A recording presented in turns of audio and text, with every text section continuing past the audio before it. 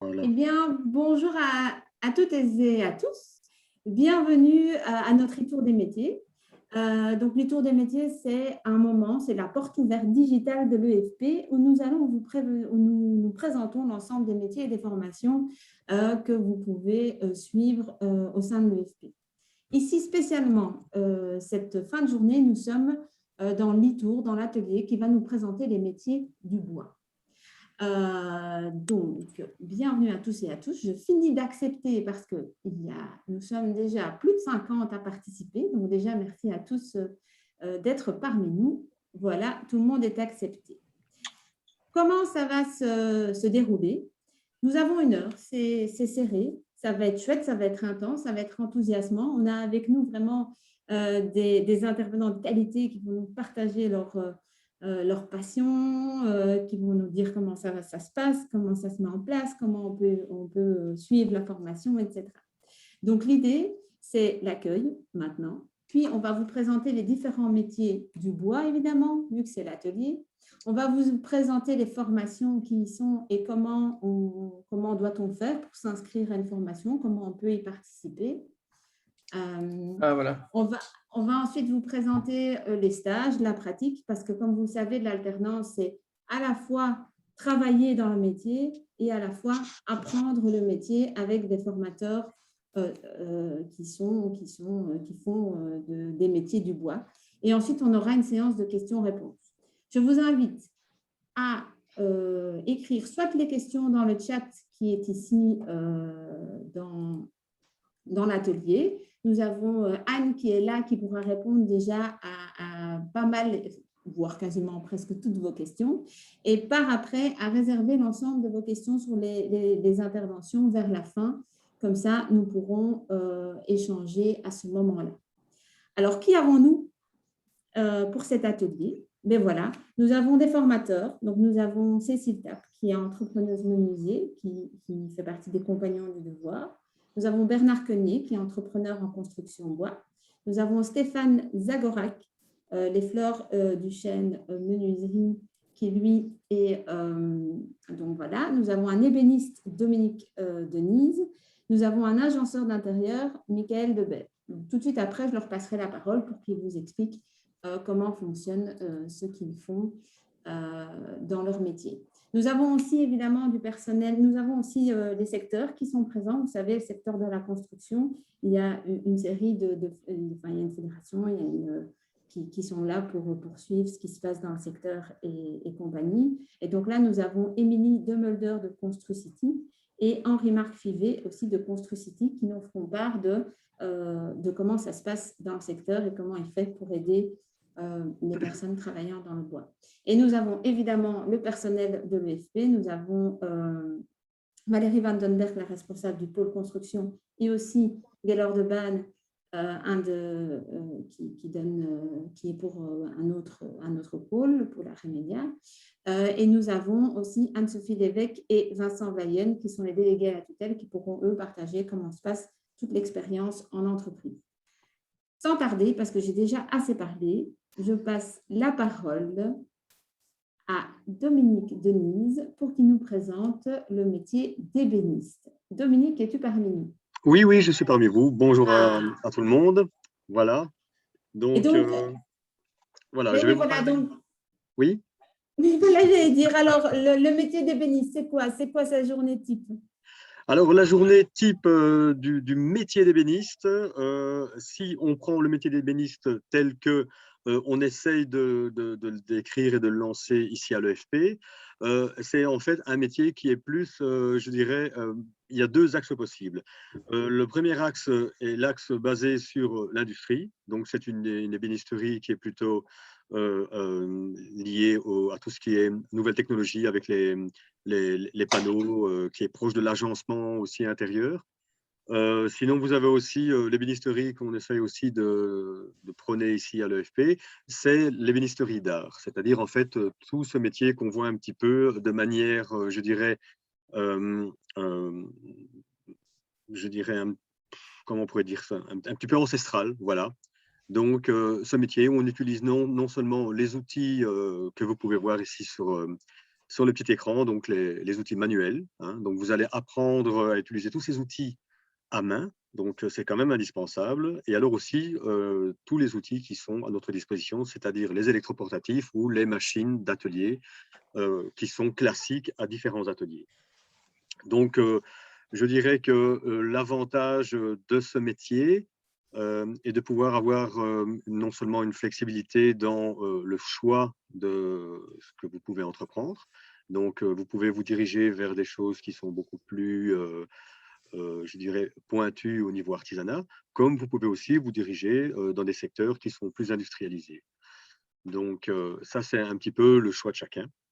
Donc, maintenant, on essaye évidemment de vous montrer les deux aspects des choses. Ça, je crois que c'est important et il faut pouvoir les appréhender. Donc, voilà quoi. Personnellement, moi, je suis plutôt artisan.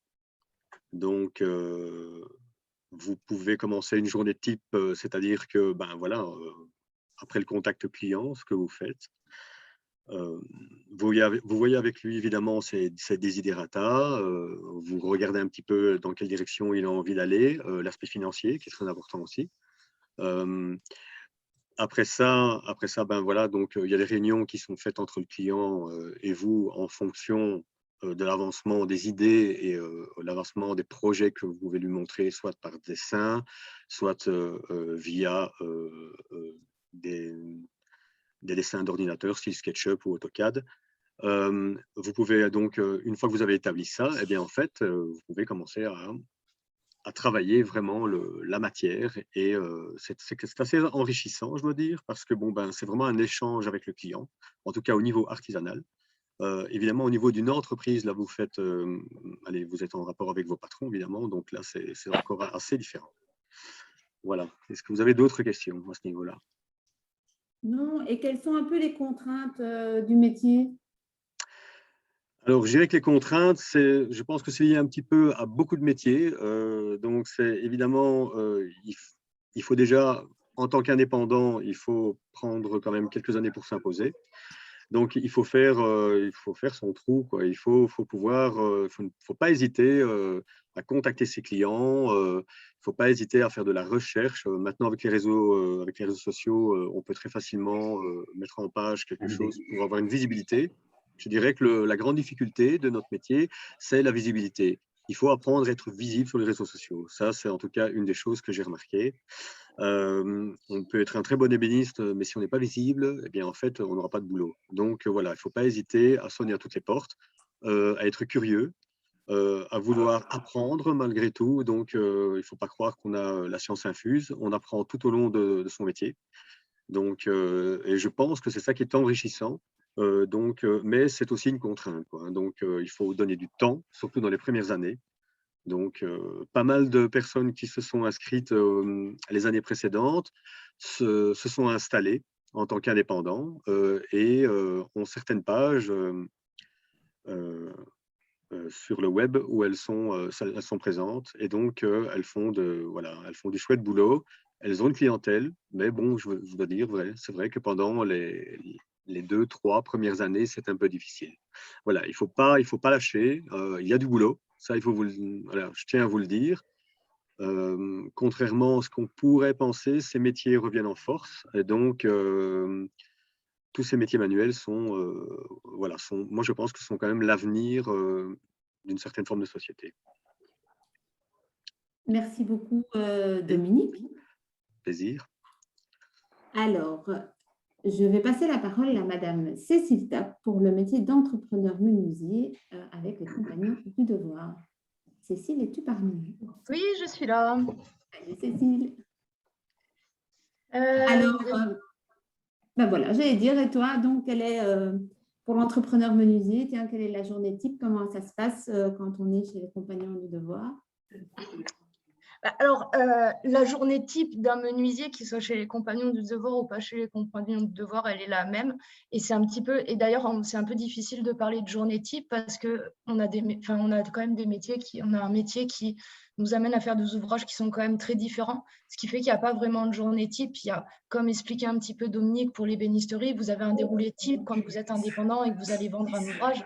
C'est-à-dire que vous allez effectivement rencontrer le client, parler un petit peu de ce qu'il veut, relever vos mesures. Après, vous allez faire les plans.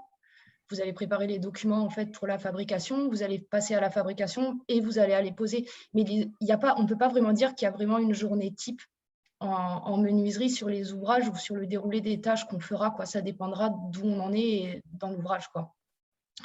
Après, si je peux parler un peu des compagnons et du Tour de France, une journée type d'un jeune chez les compagnons du devoir, qui serait résident dans une maison des compagnons du devoir, ça serait d'aller dans son entreprise la journée, donc entre 7h30 et 8h, en général, c'est les heures de début de journée habituelles pour un menuisier. Suite à sa journée de travail, il va rentrer à la maison des compagnons, il mangera avec les autres et il ira en cours pour se perfectionner sur son métier le soir et le samedi aussi. Voilà, un petit peu une journée type d'un jeune chez les compagnons du devoir. Et donc, pour vous, quels seraient un peu les avantages du métier d'entrepreneur menuisier? Mais il y a beaucoup d'avantages au métier de menuisier. Déjà, c'est un métier qui est très vaste, comme je vous disais. Donc, vous pouvez très bien faire de l'escalier, des châssis, du plancher, de l'aménagement aussi. Donc, c'est quelque chose c'est un métier qui est très, très vaste. Et ça, c'est quand même un sacré avantage du métier. C'est un métier aussi qui vous offre plusieurs possibilités, c'est-à-dire d'être à votre compte, mais vous pouvez aussi vous orienter plus sur un poste d'atelier où vous allez faire de la fabrication, plus sur un poste de pose, plus sur un poste de bureau d'études où vous ferez les plans, vous ferez le relevé de mesures, etc. Ce qui fait qu'en fait, ça vous offre quand même des débouchés qui sont très vastes dans le métier de menuisier. Et il y a aussi toute une notion, quand on est à son compte, où on va pouvoir aussi avoir quelque chose de créatif en concevant un ouvrage et en voyant un petit peu les demandes du client. Donc, il y a quand même une notion de création qui est bien moins importante dans la menuiserie que dans l'ébénisterie, mais qui est quand même présente. Et vous travaillez à Matériaux. Pour ceux qui s'intéressent à l'écologie aussi, on fait de plus en plus d'avancées écologiques sur les matériaux qui sont utilisés. Donc, il y a beaucoup d'avantages au métier de menuisier. Ok, merci beaucoup Cécile. De rien. Alors, merci. Ensuite, nous avons aussi également un autre entrepreneur menuisier qui est Stéphane Zagorak, si je n'ai pas… Non, c'est exact. C'est bien? Ah, ça va. Et donc, Stéphane, toi, qu'est-ce que tu aurais envie de partager sur le métier? Moi, j'ai écouté les intervenants précédents. Je pense qu'une des choses qui n'est pas dite ou n'a pas encore été dite, c'est en tant qu'artisan, la capacité de résilience dans la vie économique avec nos structures, qu'elles soient petites ou moyennes, l'adaptabilité en termes de travail, c'est-à-dire de proposer des services qui soient multiples. On prend l'exemple précédent, châssis, porte, sol, cuisine et autres. Donc, alors, on peut se spécialiser une fois qu'on termine la formation ensemble. Ça, c'est un choix des personnes qui ont propre. Et je dirais que il y a une chose aussi qui est très importante quand on se retrouve artisan dans la vie économique, c'est de bien gérer son temps.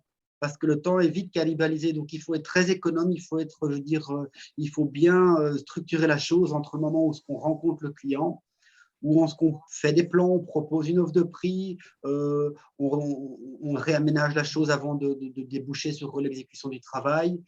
Je pense que le client doit être pas forcément au courant, mais vous devez savoir qu'il y a une somme importante de travail qui est non vue par le client. Et donc, ce travail, c'est du temps, mais c'est aussi de la connaissance acquise en entreprise et au centre via les formateurs. Que dire d'autre?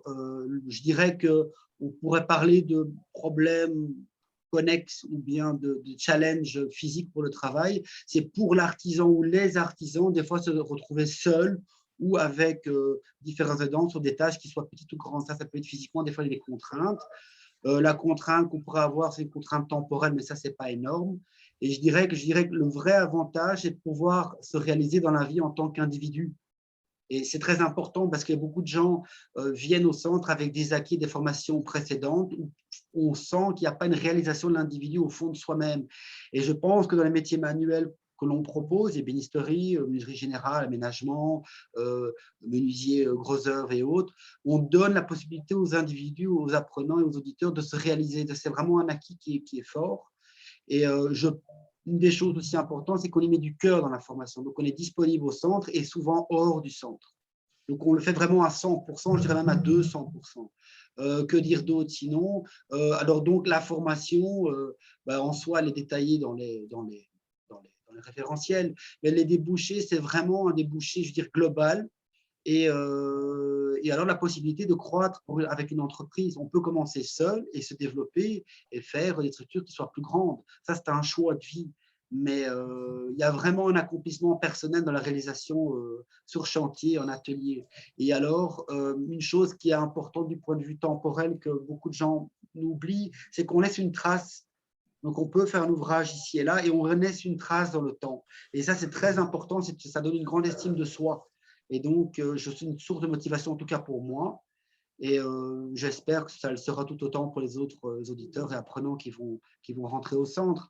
Mais je pense que aussi une des choses qu'on a comme responsabilité à long terme, c'est de donner l'amour du métier. C'est notre travail, c'est de transmettre cet amour direct, cette filiation charnelle et de permettre aux apprenants de déboucher, décrocher une réussite et alors dans la vie d'avoir une utilité qui soit pour la société, pour le monde économique, une plus-value, je veux dire, conséquente. Donc, voilà un peu le degré de la menuiserie à mon égard et comment je l'aperçois du point de vue intellectuel et professionnel. Donc voilà.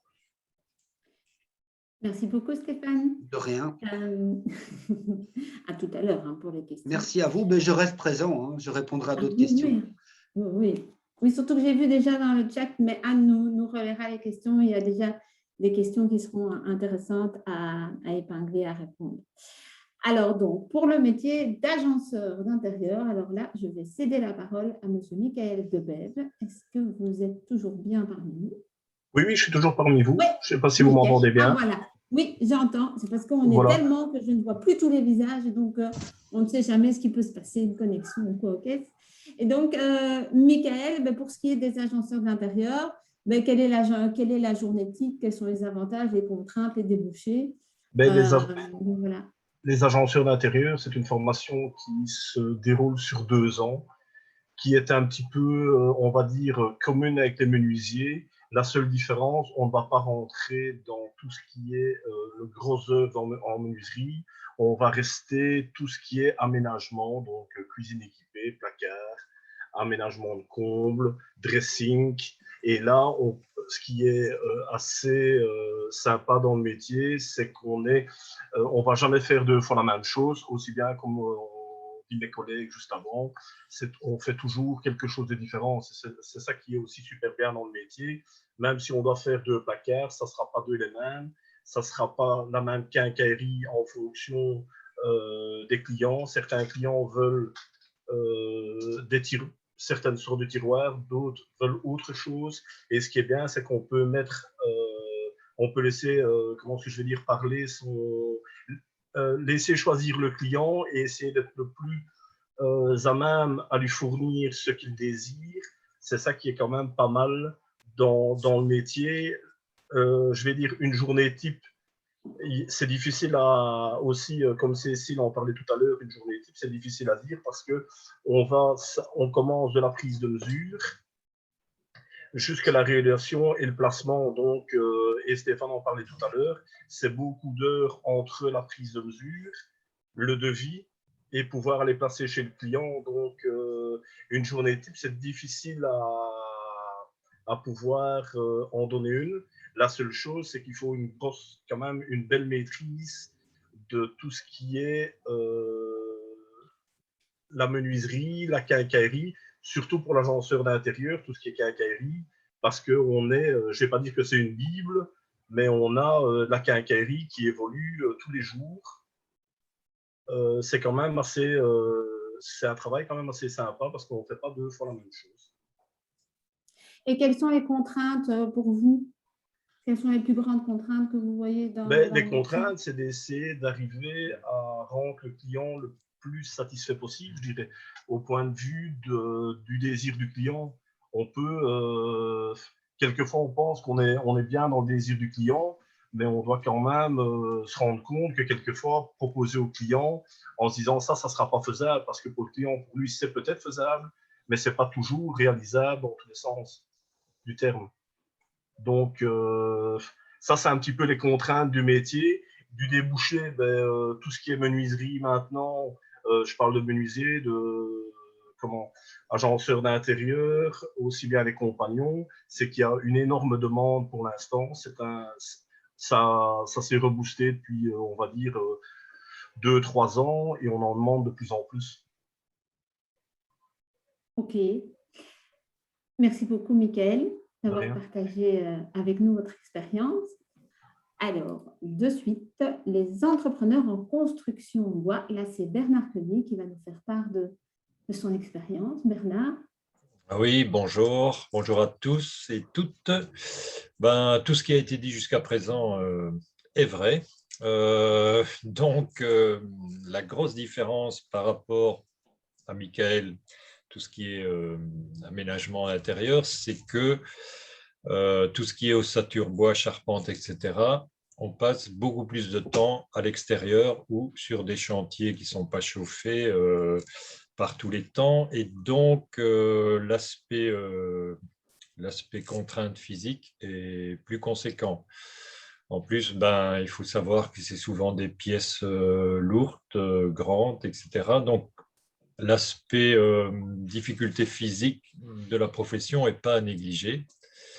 Et comme le disait Stéphane aussi, toute la partie qui prépare le chantier, donc tout ce qui est maîtrise, plan, devis, etc., il faut être conscient que nous, indépendants, en général, c'est du boulot qu'on fait le soir ou le week-end.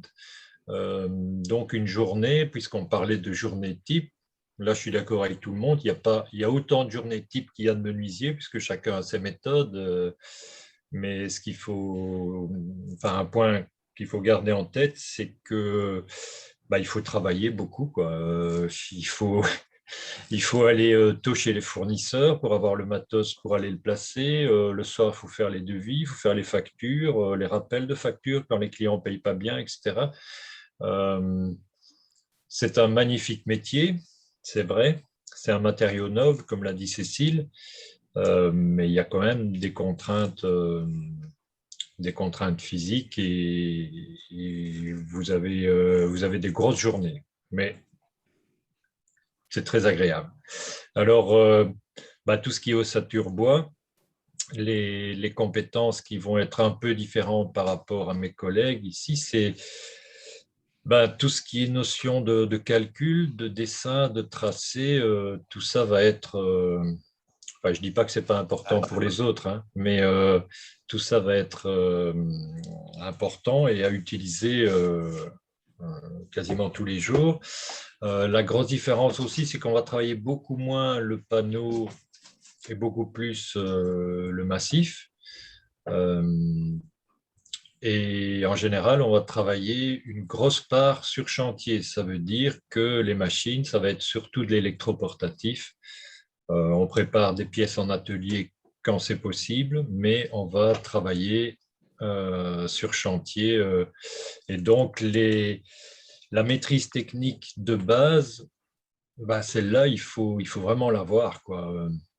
D'ailleurs, dans les référentiels, vous constaterez qu'il y a des éléments qui sont communs pratiquement à toutes les formations parce que les assemblages de base, que vous fassiez ensuite de l'ébénisterie ou du mobilier, il faut les connaître et il faut savoir les faire avec les outils de base. Et ensuite, on passe sur les machines pour la suite, quoi.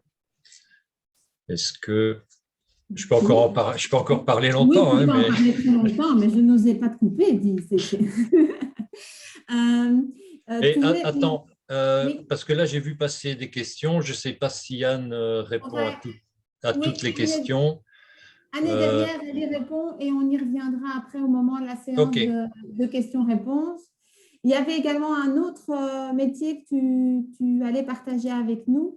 C'est tout ce qui est charpentier, mais est-ce que tu as, dans ta présentation, tu as mis les deux en même temps ou tu fais quelque chose dire quelque chose en plus pour tout ce qui est… Mais les contraintes, c'est surtout ce que je disais, donc tout ce qui est calcul, dessin, tracé, qualité du tracé, et toute cette partie de boulot qui se fait sur chantier avec du montage de pièces parfois lourdes et volumineuses. Donc voilà, mais la charpente est seulement en deuxième année un module de perfectionnement à la formation constructeur ossature bois.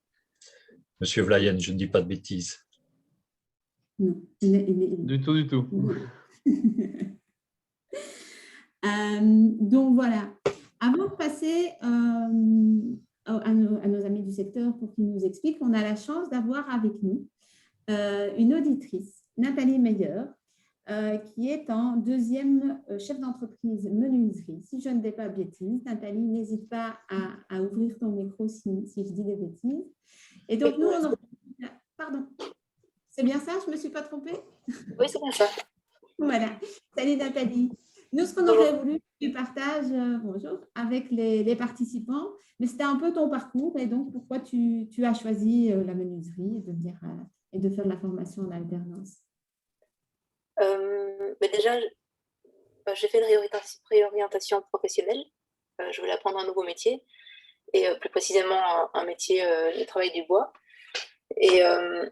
Mais je voulais surtout rester dans la vie active et donc je cherchais une formation en alternance et c'est ce que proposait l'AFP. C'est comme ça que je suis arrivée à l'AFP.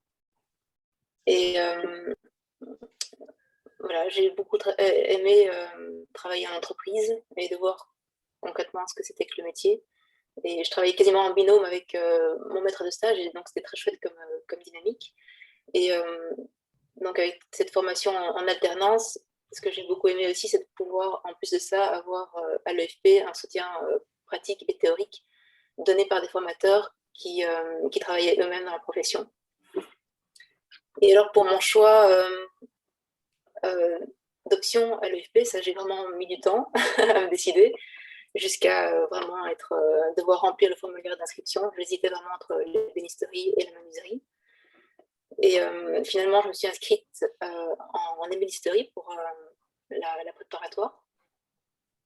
Parce que j'ai l'impression qu'on allait travailler plus avec des outils manuels, qu'on allait plus apprendre les assemblages de base. Et c'est vrai que j'avais aussi une petite appréhension par rapport à me retrouver en menuiserie. Et donc, j'ai commencé en ébénisterie et j'ai beaucoup aimé cette première année. Autant pour les moments en atelier que pour le contact avec les formateurs, que l'ambiance du groupe. Les cours d'histoire de l'art aussi, j'ai vraiment fort accroché à ça. Mais finalement, au stage en entreprise, moi je faisais plus de la menuiserie d'intérieur. Et donc, je me suis plus projetée professionnellement en menuiserie. Et donc, j'ai décidé de faire la passerelle et de passer en menuiserie. Et je ne sais pas si ça répond vraiment à toutes les questions, mais donc j'ai vraiment aimé cette formation d'alternance, ce parcours d'un peu d'ébénisterie et de switch vers la menuiserie. Et je me sens très motivée à continuer dans le métier. Cool. Ah bah, merci beaucoup Nathalie d'avoir partagé cela avec nous.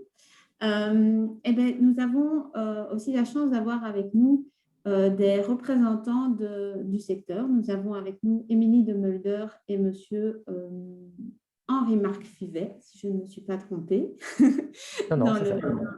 Voilà. Je vais vous céder tout de suite la parole pour que vous expliquiez. Donc, l'idée à travers votre intervention, c'est de voir, de présenter rapidement le rôle que vous avez, donc le rôle en tant que secteur, et quelles sont les réalités du marché de l'emploi dans le secteur de la construction et des marchés.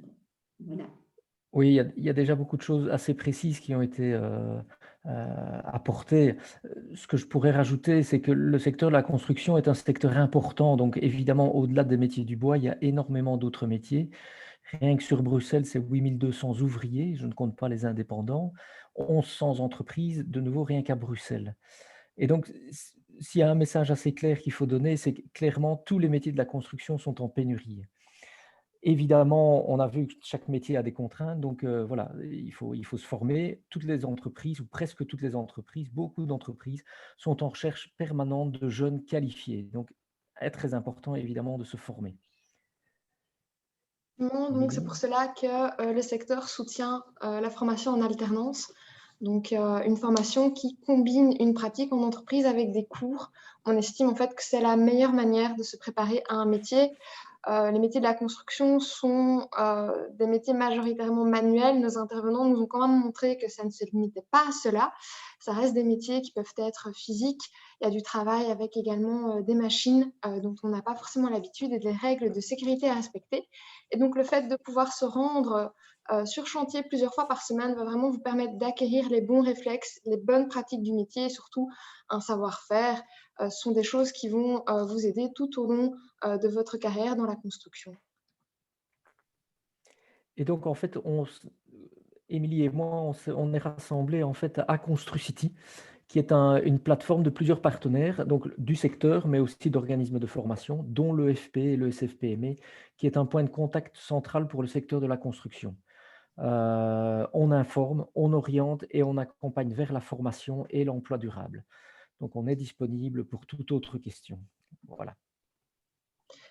Oui, effectivement. Et donc, concrètement, comment est-ce que ConstruCity vous aide? Ben voilà, si certains d'entre vous ont vraiment des doutes concernant le choix de votre métier, nous pouvons vous informer via notamment des séances d'information concernant les différents métiers du secteur qui existent, mais aussi concernant les avantages à travailler dans le secteur, donc que ce soit au niveau des congés, les conditions de travail, salaire, assurance. Maintenant, je suis certaine qu'il y a certains d'entre vous qui sont également très tentés par l'aventure des métiers des bois et qui vont très certainement s'inscrire à l'EFP. Une fois que vous avez un premier contact avec votre délégué à la tutelle, en fait, nous, on recherche des entreprises en collaboration directe avec les délégués à la tutelle. On effectue également des suivis sur chantier à la fin de votre formation, toujours avec votre délégué à la tutelle. Et enfin, à la fin du parcours ou au cours de votre carrière, si à un moment donné vous êtes en recherche d'emploi, nous vous aidons en tout cas à trouver un emploi durable dans le secteur. Donc, ça passe par des accompagnements vers l'emploi, ce genre de choses. Voilà. Et donc, on vous a mis nos coordonnées si vous souhaitez nous contacter à un moment ou à un autre. Nous sommes ouverts pour toute question, bien évidemment.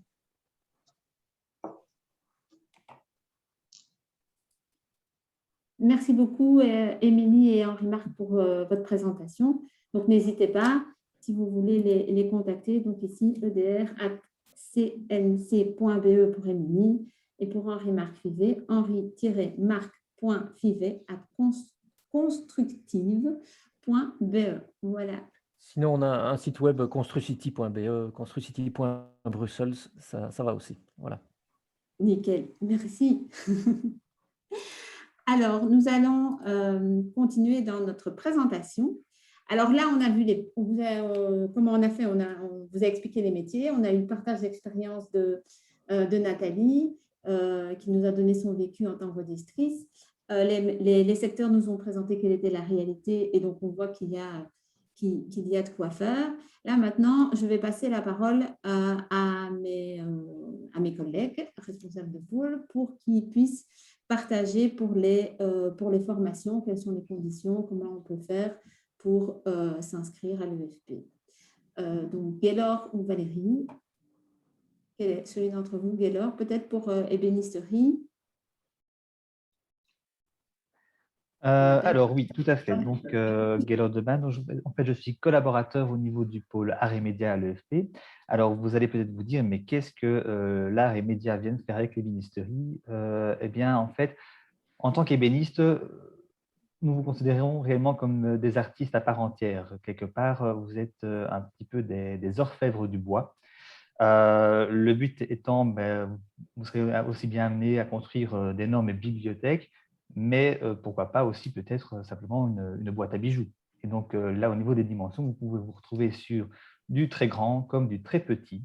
Et donc, tout l'aspect effectivement du savoir manuel et de la maîtrise des outils plutôt manuels est extrêmement importante.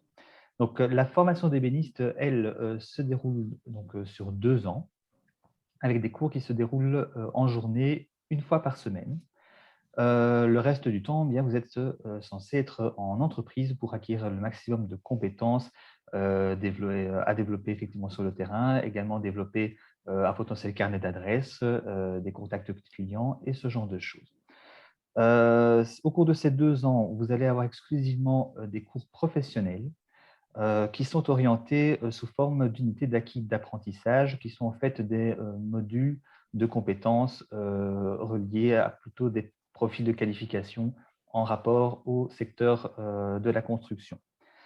Durant la première année, vous allez être plutôt amené à réaliser ce qu'on appelle des assemblages de base, avec ou sans profilage particulier, pour, disons, aller crescendo dans vos maîtrises de compétences. Comme on dit, avant de pouvoir marcher ou courir, il faut d'abord apprendre à se lever. Donc voilà, le but est vraiment de vous amener progressivement à acquérir toutes vos compétences. Durant la première année, vous allez également avoir des modules axés sur la prise de mesure, les bordereaux de commande et ce genre de choses, pour avoir également des aspects plutôt administratifs du métier. Au cours de la deuxième année, vous allez du coup développer beaucoup plus de compétences en termes d'assemblage plus complexe, avec notamment l'ajout de parties mobiles du style des tiroirs ou ce genre de choses, pour vraiment pouvoir aboutir à un projet complet reprenant l'ensemble des compétences qui sont demandées dans votre métier. Ça, c'est en tant que tel au niveau de l'organisation des cours.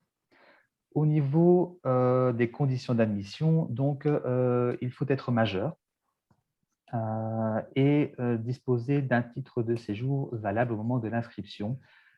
Au niveau des diplômes requis, on demande un minimum d'un second degré de l'enseignement secondaire, ou bien une 6e professionnelle réussie ou un certificat d'apprentissage dans un métier connexe. Si vous ne possédez malheureusement pas l'un de ces diplômes, il est tout à fait possible de présenter un dossier d'admission pour pallier le manquement du diplôme. Donc ça, ce sont en termes des conditions d'admission. Je vais m'attarder un petit peu plus sur, en étant inscrit à l'EFP, qu'est-ce que vous devenez? Vous avez entendu tout au long de la réunion parler d'auditeur. Alors, c'est quoi un auditeur? Un auditeur, en fait, c'est un apprenant à l'EFP en formation de chef d'entreprise. On ne parle pas d'étudiants pour 2 choses. La première, c'est que nous ne sommes pas une école, mais bien un centre de formation du réseau des classes moyennes. Et donc, de ce fait-là, vous ne dépendez pas du réseau d'enseignement traditionnel. C'est pour ça qu'on ne peut pas vous appeler étudiant. Cela va avoir un impact, notamment sur vos statuts sociaux et ce genre de choses. Donc, en tant qu'étudiant, normalement, vous avez tout ce qui concerne les allocations familiales. Il faut savoir qu'en étant auditeur à l'EFP, seule votre formation ne vous donne pas suffisamment de coûts pour pouvoir prétendre à vos allocations familiales. Le but étant effectivement de faire de l'alternance, et donc pour pouvoir obtenir vos allocations familiales, vous devez cumuler et vos heures de cours et votre pratique professionnelle. Donc voilà. Cela va avoir un impact également sur les personnes qui sont potentiellement demandeurs d'emploi ou bénéficiaires d'allocations sociales. Donc, voilà. Alors, si tu permets, on va doucement, parce qu'il nous reste plus beaucoup de temps. Je pense avoir quasiment fait le tour. Cool. Voilà, donc voilà, mais en plus de l'aspect des coûts, il faut tenir compte aussi de l'aspect social de la formation dans le réseau des classes moyennes. Donc voilà, je pense avoir fait le tour. De toute façon, je pense qu'il y aura des questions à ce sujet, donc on y reviendra avec grand plaisir. Et voilà, je te laisse du coup la parole. Merci Gaylor. Je la redonne de suite à Valérie pour qu'elle nous explique pour les autres formations comment cela se passe. Oui, voilà, bonsoir. Donc, je vais essayer d'être un petit peu plus rapide, comme ça, on va laisser le temps de parole, effectivement, aux personnes qui ont énormément de questions, parce que je pense que Anne, dans le chat, n'arrête pas. Voilà, donc pour un peu globaliser les formations, donc comme disait tout à l'heure Gaylor, donc à l'exception de la formation ébéniste, toutes les autres formations qui sont proposées ici ce soir sont des formations qui se déroulent au sein du pôle construction. Donc, comme on l'a dit depuis le début, donc c'est de la formation en alternance, donc ça dit ce que ça veut dire. Vous êtes en centre de formation pour les cours de théorie et de pratique professionnelle et le reste du temps, vous allez chez un patron pour effectuer vos heures de stage et pour apprendre le métier. On a la possibilité de s'inscrire chez nous au pôle construction pour les métiers du bois à partir de 15 ans, puisqu'on fait de la formation en apprentissage. Donc, on a la formation apprentissage et la formation chef d'entreprise. Donc, à partir de 15 ans, il y a possibilité de suivre une formation dans les métiers du bois. La seule chose, c'est que pour les apprentis, il n'y a possibilité que de faire la formation en menuiserie. Donc, les conditions d'admission pour l'apprentissage, c'est d'avoir 15 ans, avoir fait 2 années dans l'enseignement secondaire, réussi ou non. Et donc, pour ce faire, il y a un contact qui doit se faire avec le délégué à la tutelle. Et ça, on donnera la parole tout à l'heure à Anne-Sophie et à Vincent pour tout ce qui est question de stage et de contrat d'alternance. Pour toutes les autres formations qu'on dispense au pôle construction dans les métiers du bois, donc il y a des conditions générales. La première condition, c'est d'avoir au minimum 18 ans. Donc ça, c'est la première condition, c'est 18 ans minimum. Et puis après, donc, il y a les titres aussi à présenter. Donc, vous devez être détenteur d'une 4e année secondaire réussie, que ce soit dans le général ou dans le technique. Si vous n'avez pas une 4e secondaire dans le général ou dans le technique, il y a possibilité de s'inscrire chez nous en étant détenteur d'un titre d'une 6e année secondaire professionnelle. Également aussi, si vous avez fait une formation en apprentissage auparavant. Et si effectivement toutes ces conditions ne sont pas remplies, vous avez également la possibilité de présenter un test d'admission. Alors, ce dossier d'admission est un test qui est basé sur les mathématiques et sur le français et qui donne la possibilité donc à tout le monde et n'importe qui n'aurait pas les conditions d'accès dont j'ai cité les choses tout à l'heure, ça leur donnerait la possibilité effectivement de suivre également la formation chez nous. Alors, en règle générale, donc, vous avez vu que c'est 3 années ou 2 années de formation. Donc, par exemple, pour la formation de menuiserie générale, donc c'est 3 années de formation chef d'entreprise. Et donc, au terme de la formation, vous avez un diplôme de chef d'entreprise menuiserie et également un certificat de gestion, puisque vous avez des cours de gestion qui sont dispensés pendant ces 3 années de formation également. Pour la formation charpente, ça c'est une formation donc, qui se déroule pendant 2 ans. Au terme de la formation, là, vous n'avez pas un diplôme de chef d'entreprise, mais bien un diplôme de coordination et d'encadrement. Ça veut dire que suite à ces 2 années de formation, si vous souhaitez vous installer à votre propre compte comme charpentier, vous avez également la possibilité de faire, en plus de cette formation-là, une formation de gestion, qui sont aussi des formations qui sont dispensées à l'EFP et donc que vous pouvez combiner éventuellement à vos formations pratiques. Alors, pour la formation agenceur d'intérieur, c'est également une formation qui donnera donc comme certification un diplôme de coordination et d'encadrement. Et c'est également une formation qui se déroule en 2 ans. Donc, on est bien toujours sur un système d'alternance qui est plus ou moins de 8 heures de cours en centre de formation et le reste du temps en entreprise, donc chez un patron. Alors, pour les métiers d'ossature bois, donc ça, c'est une formation qui donnerait effectivement un diplôme de chef d'entreprise et un diplôme de gestion et qui se déroule également sur 3 ans. La formation compagnon, c'est 2 années de formation pour lesquelles vous obtiendrez un diplôme de chef d'entreprise et un diplôme de gestion. Et donc, c'est une formation un petit peu particulière puisqu'elle est plus axée sur les personnes qui ont entre 18 et 25 ans. Et alors, vous avez donc la formation menuiserie en apprentissage dont j'ai parlé tout à l'heure, où on peut s'inscrire à partir de 15 ans. Je pense que si vous avez plus de questions par rapport aux inscriptions, par rapport aux conditions, etc., on pourra en rediscuter pendant le chat, mais je ne vais pas m'éterniser plus longtemps sur la question. Toutes les informations que je vous ai données là sont disponibles sur le site de l'EFP.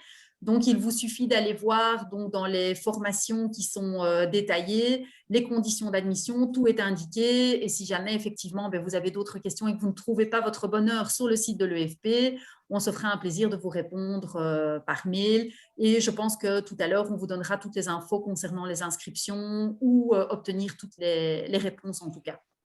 Voilà, je vais passer la main donc à Sarah pour la suite des événements.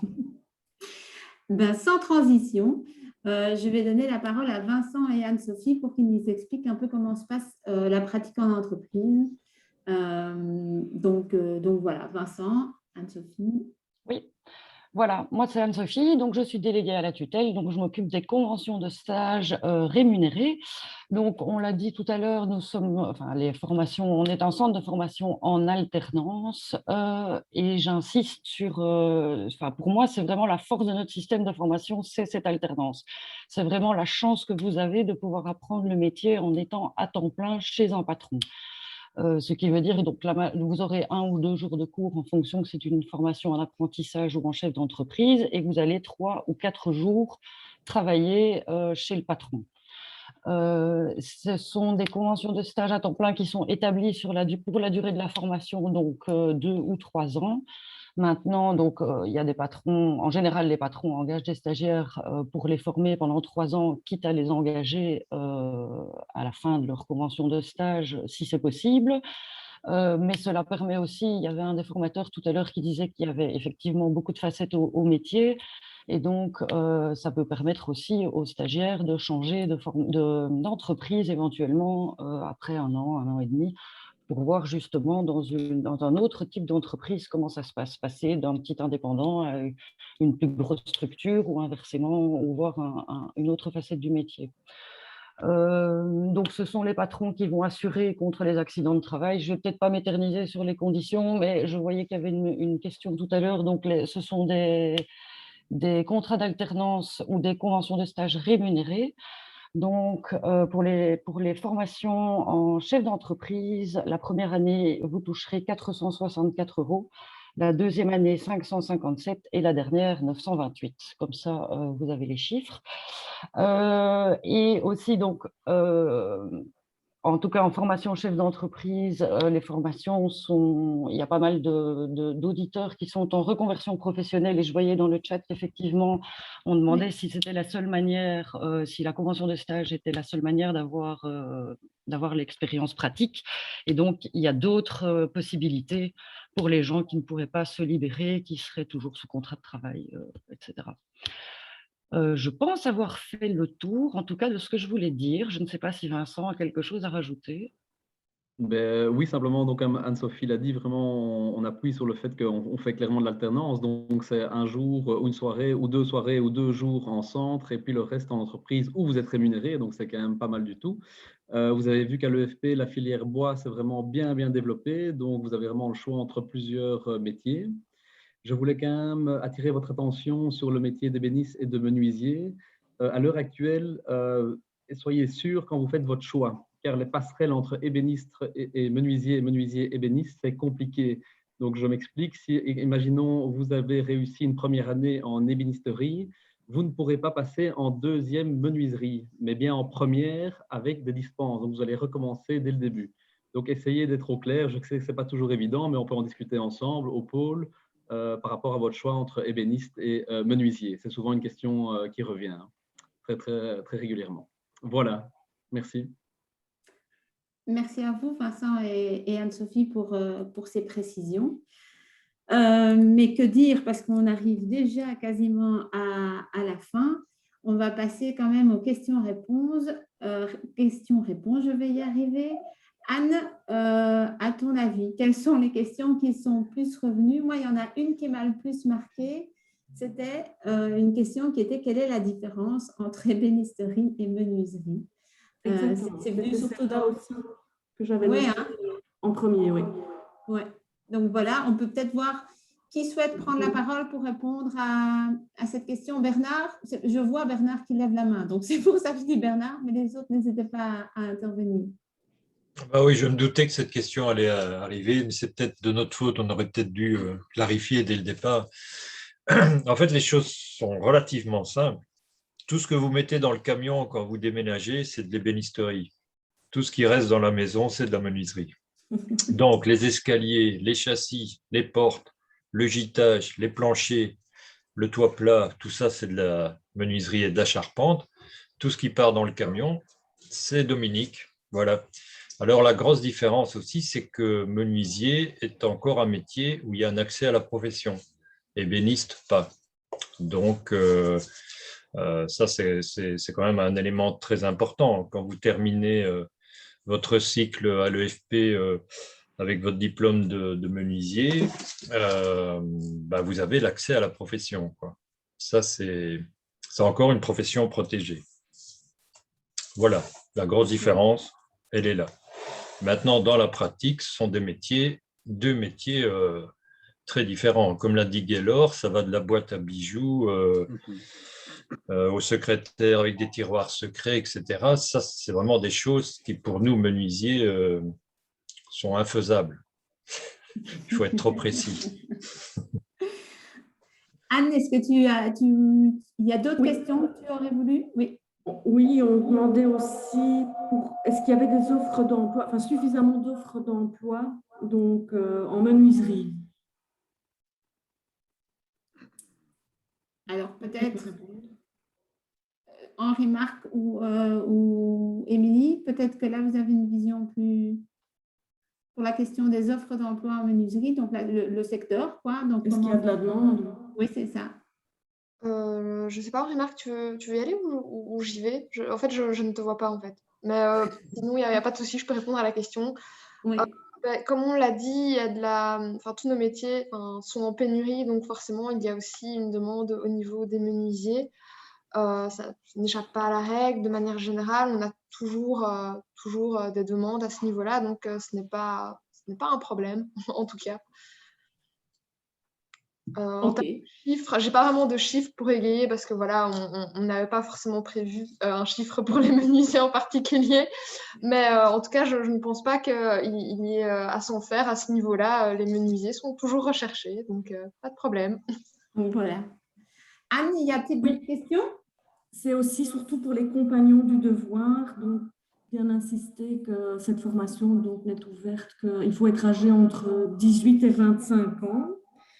Mais donc, si vous avez plus de 25 ans, vous pouvez effectivement alors suivre la formation EFP en 3 ans. Mais ce n'est pas le cas. C'est pas le cas. 25 ans, c'est le départ sur le Tour de France. Hein. Ce n'est pas la formation. Ok. Mais 25 ans, c'est le départ sur le Tour de France. Ok. C'est pas tout à fait clair sur le site des compagnons. Je pense qu'il faut être âgé de 18 à 25 ans pour pouvoir être interne aux compagnons, qui est la différence entre la formation en 2 ans quand on est externe. Alors là, il n'y a plus de limite d'âge. Si on est externe à la maison des compagnons, là, c'est les conditions comme les chefs d'entreprise. C'est ça, c'est exactement ça. Mais en tout cas, pour les compagnons, il faut effectivement prendre contact. Donc, pour s'inscrire pour cette formation des compagnons, il faut prendre contact avec les compagnons du devoir. C'est ça, hein, Sophie? Oui, il faut prendre d'abord contact avec le prévôt des compagnons et selon que vous êtes interne ou externe, vous serez redirigé, informé correctement et vous reviendrez probablement vers le centre. Vous reviendrez à un moment donné, de toute façon, vers le centre de cours ou vers moi. Voilà. C'est une dernière question. Dispense. Donc, effectivement, Vincent, je ne sais pas si tu peux expliquer. Oui, concernant. On peut avoir des dispenses pour certains métiers. Oui, il y a des possibilités d'avoir des dispenses pour différents métiers, mais là, ce sont vraiment des questions très précises. Donc, qu'est-ce que vous devez faire? C'est remplir un formulaire de demande de dispense que vous retrouvez au pôle construction. Et ensuite, ça arrive vers moi et j'étudierai évidemment votre dispense si vous pouvez être dispensé d'une année ou 2. Voilà. Donc, n'hésitez pas à faire des demandes de dispense, en tout cas. Alors, aussi une question par rapport au stage.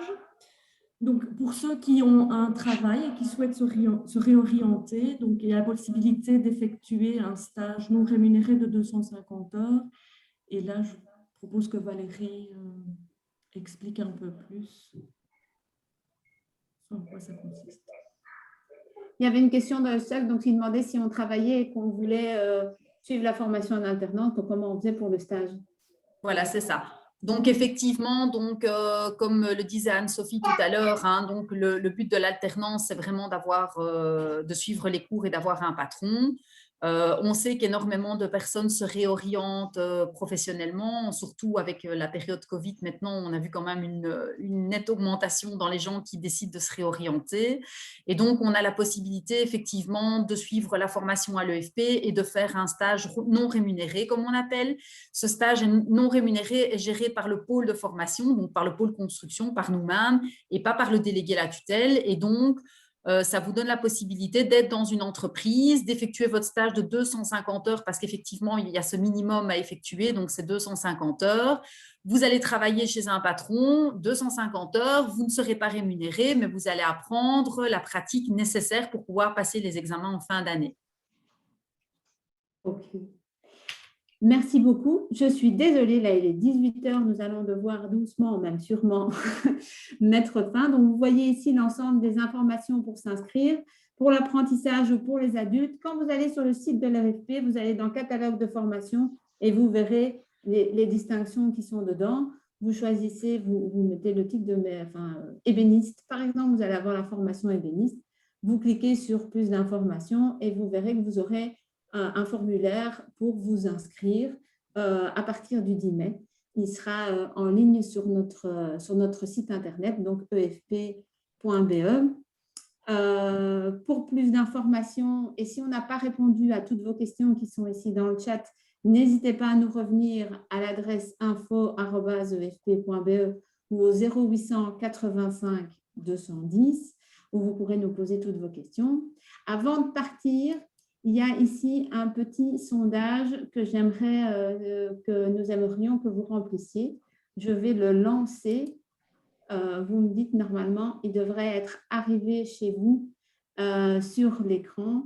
Donc, n'hésitez pas à répondre à ce sondage. Et pendant que vous le faites, j'en profite pour remercier l'ensemble de nos intervenants qui étaient ici avec nous. Donc, merci à Dominique Denise, merci à Cécile Tapp, merci à Stéphane Zagorak, merci à Michael Debève, merci à Bernard Cognier, merci à nos représentants de secteur, Émilie de Mulder et Henri-Marc Fivet, merci à Gaylor et à Valérie pour nous avoir expliqué comment fonctionnent les formations, et merci à Anne-Sophie et à Vincent pour avoir expliqué tout le lien de la pratique en entreprise, comment ça se passe.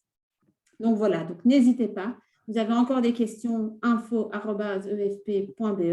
ou 0800 85 210.